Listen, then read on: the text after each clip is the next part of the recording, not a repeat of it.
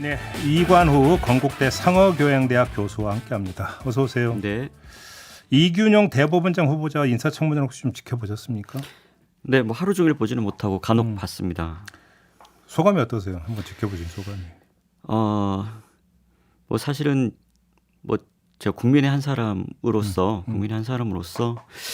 좀 그 대법원장 정도 되시는 분은 참 좋은 분들 중에서 이렇게 참 뽑기 어렵다.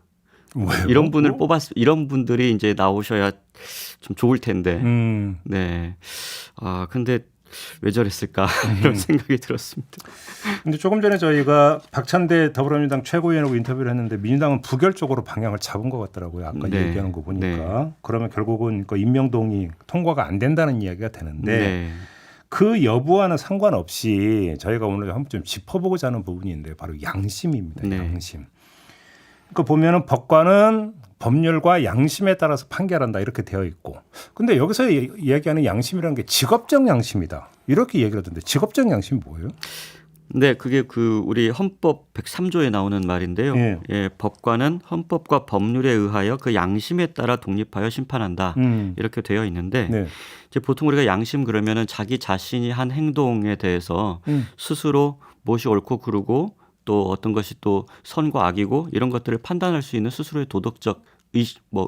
그러니까 요거를 이제 자기 윤리 의식 이렇게도 얘기를 하고 그걸 그러죠. 이제 양심이라고 하는데 여기 103조에서 나오는 이 법관의 양심은 그게 아니고 네. 개인적인 그런 뭐 양심이 아니라 어떤 객관적인 법적인 테두리 안에서 어떻게 판단할 것인가라고 하는 직업적인 법관의 양심이라는 거예요. 지금 여기서 그러니까 예를 들어서 뭐 여론이라든지 네. 예를 들어서 어떤 뭐 다른 데서 오는 어떤 신호라든지 이런 네. 것들을 신경 안 쓰고 네. 오로지 그 자체만 봐서 판결을 내리는 그런 양심을 이야기한다. 그러니까 그것도 포함하고 심지어는 그 개인의 예를 들면 예를 들어서 설명하면 이 판사가 이 사건을 보니까 너무 죄질이 나빠서 내가 아주 혼내주고 싶다.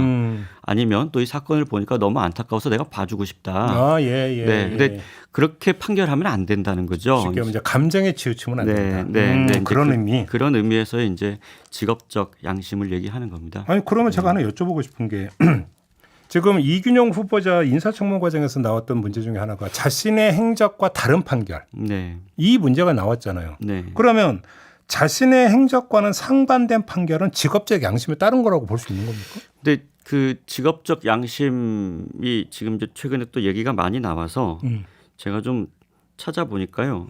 직업적 양심을 최근에 가장 많이 얘기하신 법관들이 누구시냐면 양승태 전 대법원장하고 또 임정원 법원 행정처장이 다 사법농단으로 지금 기소돼서 재판 받고 있는. 이분들이 평소에 이 직업적 양심을 굉장히 많이 강조하셨어요. 그래요?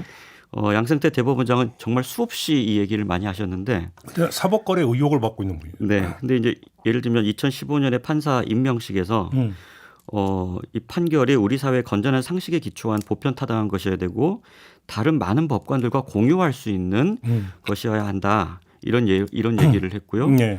또 임정원 전 그 법원행정처장은 본인한테 재판 과정 중에 불리한 지금 내용이 나오니까 재판장이 법관으로서의 직업적 양심보다 개인적 양심을 우선하고 있다. 이런 식으로 비판을 했어요. 이 맥락을 제가 자세히 보니까 결국은 이 직업적 양심이라는 말은 원래는 법적 안정성을 추구하기 위한 건데 사실은 그 표현 뒤에 숨어서 대세에 좀 순응하고 남들이 옳다는 거에 나도 옳고 좀 좋은 게 좋은 거고 기득권을 좀 옹호하고 지금 우리 사법부 혹은 우리 사회에서 이 법관의 직업적 양심이라는 말이 이렇게 되면 상당히 많이 왜곡됐다라고 하는 저는 느낌을 받았거든요. 네, 그러니까 소신 있게 옳고 그름을 판단하지 말고 야, 다른 사람들이 좋다는 게 좋은 거야, 너도. 그러니까 간단히 그래? 정리하면 개인적 양심을 저버린 행위를 정당화하기 위한 논리가 직업적 양심이라는 겁니까? 그렇게 많이 왜곡이 지금 된 것 같은 느낌을 안 받을 수가 없죠. 아니 그러면 학자시니까 한번 여쭤보는데 직업적 양심과 개인적 양심 그렇게 구획 정리가 쉬운 겁니까? 그게 쉽겠습니까? 그러니까. 그러니까 예를 들면 예. 뭐 학자적인 어떤 직업적 그 양심이라고 하면 가장 대표적인 것으로는 예를 들면 학자로서 표절 같은 것을 하지 않는다. 그렇죠. 이런 것이 이제 그건 직업 아마 윤리죠, 사실은. 네, 직업 윤리고 또 마찬가지로 사실은 법관의 양심도 뭐 그런 것들이 많이 있습니다. 공직자 윤리 같은 것이 이제 그런 것이죠. 그런데 예를 들면 평소에 거짓말을 일삼고 뭐 법적 테두리 안쪽이지만 나쁜 짓을 많이 하고 누가 봐도 도덕적이지 않고 그런 사람이 표절은 절대 하지 않을 것이다라든지 네, 표절을 일삼는 사람이 사실은 알고 보면 굉장히 도덕적인 사람이라든지 네, 네. 그러기는 어렵겠죠. 네, 상식적으로. 근데 왜냐하면 그러면 직업적 양심으로서 표절을 하지 말라라고 하는 게 학자에게 부여되는 직업적 양심이라고 치면 네. 근데 그거에 모태가 되는 것은 도둑질을 하지 말라라고 네. 개인적 양심에서부터 비롯되는 거잖아요. 예. 그러면 결국은 그러니까 구분되는 것도 아니잖아요. 다만 좀 특화시켜서 강조할 뿐인 거잖아요, 사실은. 그 법관에게 그래서 직업적 양심을 강조하는 것이 이제 개인적인 양심이나 시민으로서의 양심은 안 중요하다. 이런 말일 수는 없잖아요. 상식적으로. 그건 그러니까요. 왜곡이죠. 그거는 사실은 개인이나 시민으로서 사적인 양심은 기본 중에 기본이고 예. 법관 또 이제 그 공직자들 이런 사람들은 거기에 추가적으로 더 높은 수준의 직업적 양심도 필요하다라고 하는 것이죠. 뭐 사적으로는 온갖 나쁜 짓을 많이 하면서 사실 지식은 많고 또 기계적으로 어떤 일을 잘한다고 해서 우리가 그 사람에게 야, 저 사람 참 직업적 양심이 있어. 이렇게 말할 수는 없지 않겠습니까? 뭐 저 사람 예를 들어서 설령 능력이 있다는 평가를 할 수 있지 모르지만 양심적이라는 평가를 할 수 없죠. 그렇죠. 당연히 그렇겠죠. 그렇죠. 네. 그런데 양심에서 결국은 그 요구되는 것은 일관성 아닙니까? 네. 이때의 양심과 저때의 양심이 다를 수는 없는 거잖아요. 근데 그 일관성이라고 하는 것에 기초해서 본다면 이균영 후보자는 양심 있는 사람인가? 그러니까 중간 정리처럼 이렇게 질문을 드려보겠는데 어떤 말씀 주시겠습니까? 지금 이분이 그 이제 청문회에서 여러 가지 의혹을 받게 된 일들이 뭐냐면 재산 신고 누락했다는 거고 이분이 사실 재산이 역대 대법원장 후보 중에 가장 많아요. 네, 70억이 넘는데 뭐 재산이 많은 것 자체가 문제는 아니겠죠. 네. 그런데 이제 그 어떤 형성 과정이라든지 또 그 내역이 제대로 우리가 쭉 공직자로서의 어떤 확인이 되고 있느냐라고 하는 부분을 어제 청문회에서 집중적으로 물었는데 그 재산 신고 누락한 부분에 대해서 해명을 제대로 하지 못했고 또 자녀들의 증여세 탈루 부분 뭐 이런 부분도 해명이 잘 되지 않았고 이틀 내내 많은 분들이 물어봤는데 결국은 해명이 제대로 된 것이 별로 없고요. 네. 또 그 이분 판결 내용에서도 문제가 되는 것들이 대체로 보면 성폭행 사건이라든지 또 가정폭력이라든지 이런 부분에 있어서 상당히 이례적일 정도로 감형을 많이 해줬다라고 하는 부분들이 이제 판결에서도 문제가 되고 있거든요. 네. 이제 이런 것들에서 봤을 때 아니 그 이런 부분에 문제가 있는 분이 사실 다른 어떤 대법원장으로서의 능력은 대단히 탁월하고 판사로서 대단히 탁월하다. 이렇게 얘기하는 것이 과연 이런 일관성의 측면에서 말이 되겠는가? 아니 그러니까 그런 뭐 의구심을 어렵게 많이 얘기할 갖는 건데 거죠. 예를 들어서 그 본인이 농지법을 위반을 해놓고 농지법 위반 사건에서 유죄 판결을 내리면 그게 지금 그럼 양심에 준하는 판결이냐? 뭐 이런 얘기가 나올 수 있는 거잖아요. 수긍하기가 어렵겠죠. 그 재판을 받는 사람이. 예. 네. 그런데 근데 여기서 약간 얘기를 좀 꼬면 그러니까 나도 농지법 위반했으니까 너도 무죄 이렇게 가는 것도 사실 문제가 있는 거고. 그러니까 그런 분이 과연 적격인가 하는 얘기가 나오는 것이고요. 그러니까요. 사실 그래서 이 그런 경우에 그러니까 이 직업적 양심이란 말을 사용하는 거예요. 아니 그건 그거고 예. 내가 판결할 때는 저는 법관으로서 직업적 양심만 가지고 판결합니다. 그러면 직업적 양심이란 개념에 네. 살다 보면 일하다 보면 어쩔 수 없이 언행 불일치가 나타나는 경우도 있다. 그러니까 그럼 최소한 행은 똑바로 해라. 이 얘기가 되는 겁니까? 그럼 직업적 양심이라는 그러니까 게? 이제 얘기가 산으로 가는 거죠. 자꾸 그런 식으로. 그래서 제가 아까 제일 처음에 양승태 전 대법원장이나 예. 또 그 법원 행정처장 예를 든 게 예. 그거를 그렇게 강조하시던 분들이 네. 결과적으로는 지금 어떤 의혹에 지금 쌓여 있고 지금 한 5년 가까이 재판이 됐는데 양승태 대법원장은 지금 1심 구형이 6일 전에 나왔어요. 예. 재판만 5년 가까이 걸렸는데 증인만 뭐 몇백 명이었다고. 근데 270번 가까운 공판을 했고 그게 왜냐하면 그분들이 계속해서 재판 절차에 이제 예. 이의를 제기하면서 그렇게 오래 걸렸고요.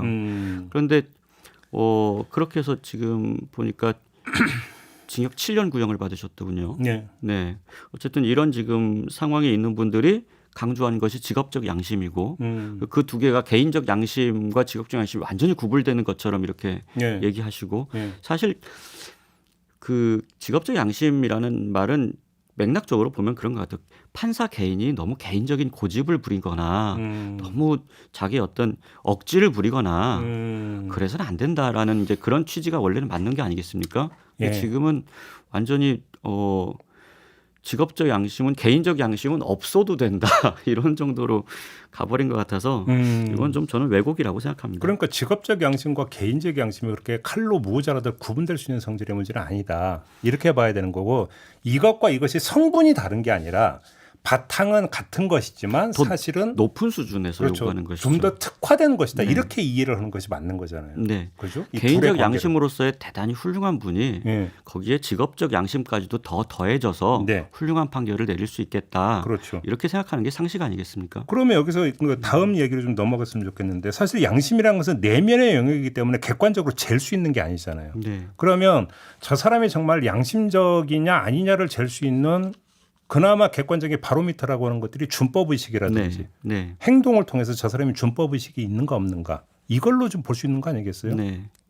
이 준법이라고 하면 사실 조금 딱딱하고 어려운 표현이긴 하죠. 근데 법을 지키는 것이다라고 하는 뭐 표현이 있지만 또 준법 그러면 약간 무서운 생각도 저는 드는데 왜냐하면 예, 무슨 말인지 아주 어렸을 때 이제 예를 들면 저도 전두환 정부 때 살았기 때문에 예. 이제 준법 그러면 어떤 권위주의 정부나 독재 정부가 일방적으로 이제 국가가 법을 제정해서 이제 국민들은 이걸 따라라 이런 식의 어떤 지시 일방적인 지시고 또 그걸 복종해야 되고 저는 어렸을 때 그런 느낌을 가지고 있어요. 준법 그러면. 근데 사실은 민주주의 시대의 준법이라고 하는 것은 사실 법 자체가 시민들이 서로 상호 간에 이런 것들을 좀 지키자는 규칙이죠. 그것들을 만든 게 법이고. 그렇죠. 네, 그러면 준법이라고 하면은 시민들 사이에서 우리가 이런 것들은 지켜야 됩니다라고 하는 어떤 약속이고 그렇죠. 시민적 양심이라고 하면 시민의 한 사람으로서 그 법을 지키기 위해서 내가 사리를 판단할 수 있는 그런 능력이에요. 예. 자기 성찰 능력이죠. 예.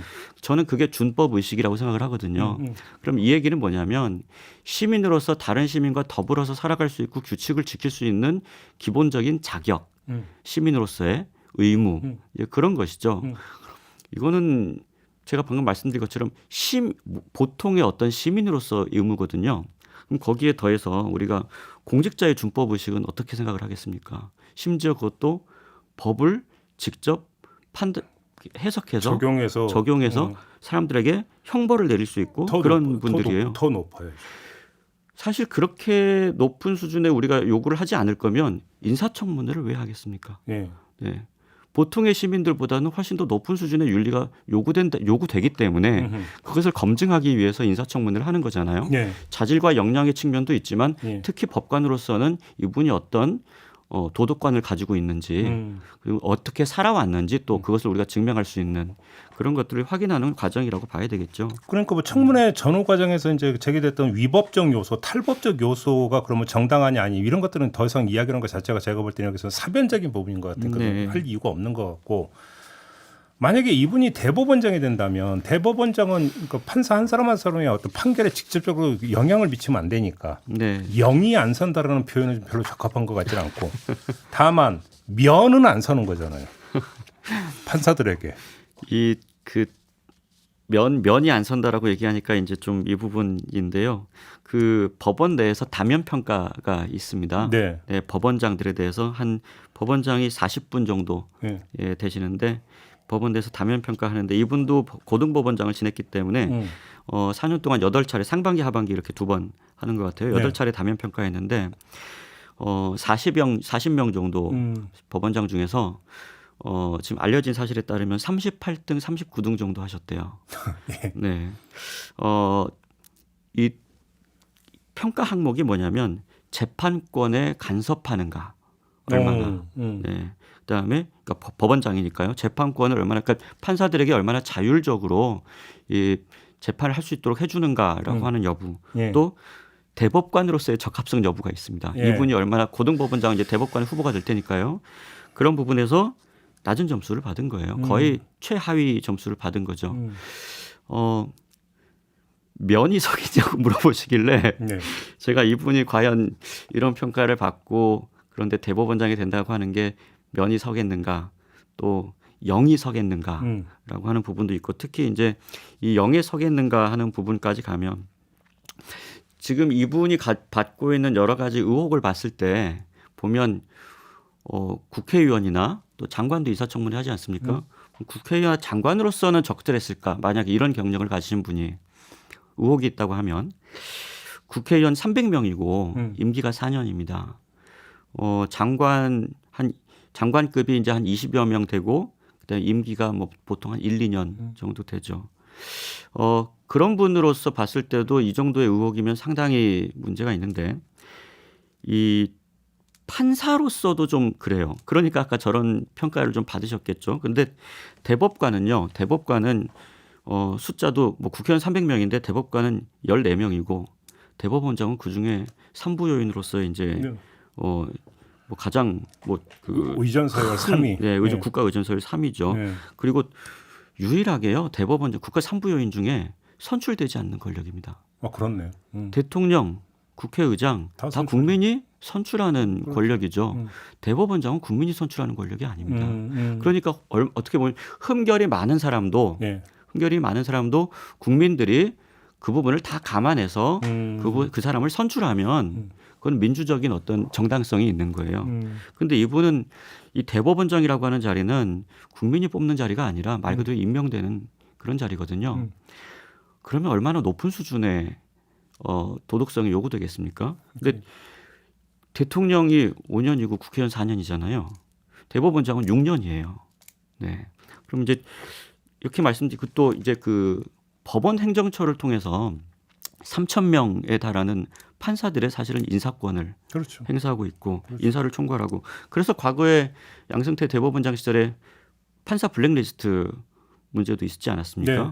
굉장히 이런 자리죠. 이런 자리인데 이분의 지금 그 재산 신고 의혹 뭐 누락이나 증여세 문제 이런 거 해명 못한 부분은 사실은 제가 지금까지 지켜봤을 때는 장관이 아니라 그 해당 부처의 1급, 2급도 이 정도 수준이면은 임명이 어려워요. 그렇다. 네. 한마디로 그러니까 책임자 아니다 이런 말씀이시잖아요. 근데 대법원장이라고 하면 사실 대법관 한 명이 임명될 때도 굉장히 논란이 많습니다. 우리가. 그렇죠. 네. 14명의 대법관 중에 한 명 해둘 문제가 많은데 이분은 대법원장이에요.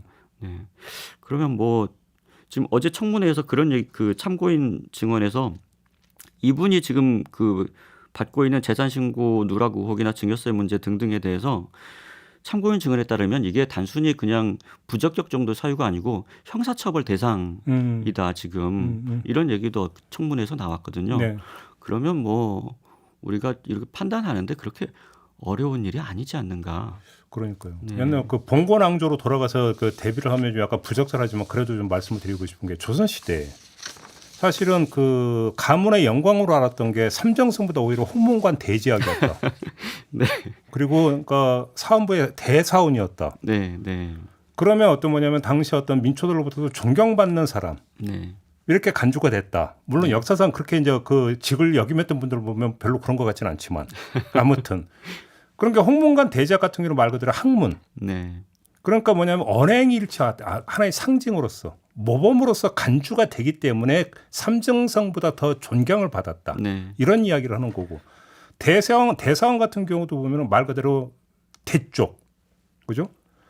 그래서 무사 네, 개인적인 분에 치우치지 않고 말 그대로 대쪽으로서 네. 공적인 부분을 처리한다라고 하는 그 면모를 높이 샀기 때문에 존경받는다 이런 얘기를 하잖아요. 대법원장에게 요구되는 게 바로 그 두 가지 아닙니까? 따지고 보면 그런 의미에서 보면 그 대법원장이라고 하는 분은 사실 지금 민주주의 시대에 선거로 뽑히는 그런 분들은 사실은 존경받는 분은 아니어도 저는 괜찮다고 생각해요. 네, 인기가 있고 예. 또 역량이 있고 예. 또 국민들에게 사랑받고 예. 뭐 그런 분들이 뭐 여러 가지 흠결이 있거나 뭐 도덕적으로 완벽하거나 그런 분이 아니더라도 저는 뭐 민주적인 어떤 리더가 될 수 있다고 생각해요. 네. 그리고 정치의 영역이라든지 이런 부분에서는 선한 것이 항상 옳지는 않기 때문에 예. 그런 어떤 뭐 다양한 예를 들면 마키아벨리 같은 경우에는 신적인 요소도 있어야 되지만 야수적인 요소도 있어야 되는 게 정치다 이렇게 얘기를 하잖아요. 그런데 사법부의 어떤 최고의 수장 예. 그리고 이제 이 매일매일 우리가 재판이 벌어지지 않습니까? 국민들은 그 판결을 받고 그럼 거기에 수장이라고 하면 저는 도덕적으로나 법적으로나 그 어떤 그분의 어떤 삶 자체가 존경받을 수 있고 인정받을 수 있고 저는 우리 시민들 중에 가장 훌륭한 시민이다. 적어도 법을 지키는 부분에 있어서는 법에 대해서 어떤 사리분별이 대단히 명확하고 도덕적으로도 그렇다. 그런 분이 되는 것이 아니 그런 분이 정말 너무너무 없어서 우리 사회에 네. 단 한 명도 없어서 그나마 이 정도밖에 할 수 없다라고 하면 그러면 모르겠어요. 근데 제가 아까 설명드렸다시피 아니 40명 법원장 중에 이보다 그런 부분에서 대단히 뛰어나다고 하는 분들이 거의 다인데 왜 하필이면 대통령하고 친하다잖아요. 네 그런 부분은 사실 대단히 아쉽고요. 그러니까 네. 아니 저는 존경까지는 아니더라도 믿음, 네. 국민들의 믿음. 그러니까 아니 사람인 이상은 어떤 성향이 없을 수는 없잖아요. 네. 그 보수 성향이든 진보 성향이든 그건 둘째치고 네. 그래도 대법원장 정도면 그래도 엄정무사할 거라고 하는 믿음. 네. 그래서 최소한 직업적 양심은 곧게 지킬 거라고 하는 믿음. 이거는 있어야 된다고 생각하는데 근데 그 직업적 양심은 바탕은 개인적 양심에서부터 비롯되는 건데 네. 개인적 양심에서 지금 문제가 발생하고 있다는 거잖아요. 청문회 과정에서 확인되고 있는 게 이러면 직업적 양심을 지킬 수 있겠느냐라고 하는 너무나 당연한 의문에 빠지게 되는 거잖아요. 얘기가. 그 제가 앞서 말씀드렸다시피 뭐 오늘은 이제 정치 영역이기도 하지만 또 절반 정도는 법학의 영역인데 네. 그래서 그런 의미에서 제가 말 그대로 국민의 한 사람으로서 보면 우리 그 사법부에 계신 분들은 이 직업적 양심을 많이 강조하시지만 어떤 전문적인 측면에서 국민의 눈높이에서 보면 직업적 양심까지는 또 가지도 않을 것 같아요. 그냥 개인적 양심이라도 훌륭한 분들이 사법부를 맡아주셨으면 사실 국민들 심정은 오히려 그런 걸 거예요. 네. 직업적 양심은 대단히 훌륭하다고 자기들끼리만 그렇게 얘기하면서 국민들이 봤을 때는 개인적 양심은 전혀 없는 것 같은 그런 분들이 훌륭하다 이렇게 얘기하고 적격자다 이렇게 얘기하는 것을 과연 국민들이 저는 납득할 수 있겠는가. 사실은 헌법 103조의 그 직업적 양심도 큰 틀에서 보면 민주주의 국가 하에서의 헌법의 한 조항일 뿐이죠. 그렇죠. 국민 다수가 도저히 그 해석을 이해하기가 어려워요. 그 내용이 왜곡되어 있어요. 지금 사용되는 부분이. 그렇다면 저는 이렇게 얘기해야 될 것 같아요. 개인적 양심을 먼저 기본적으로 지키는 분들 중에서 그렇죠. 훌륭한 분들이 많이 있을 텐데 그렇죠. 그중에 직업적 양심도 훌륭한 분을 고를 수는 과연 없는 것이냐. 예.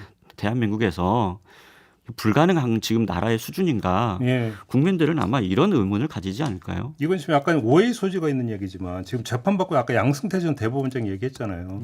그러니까 사법거래라고 하는 전대미문의 일을 벌였다라는 의혹으로 재판이 회부가 됐기 때문에 저는 엄정한 판단이 당연히 나와야 된다고 보고요. 그거를 지금 말씀드리고자 하는 게 아니라 지금 그 양승태 전 대법원장이 추구하고자 했던 것은 사적 이익은 아니라는 거예요.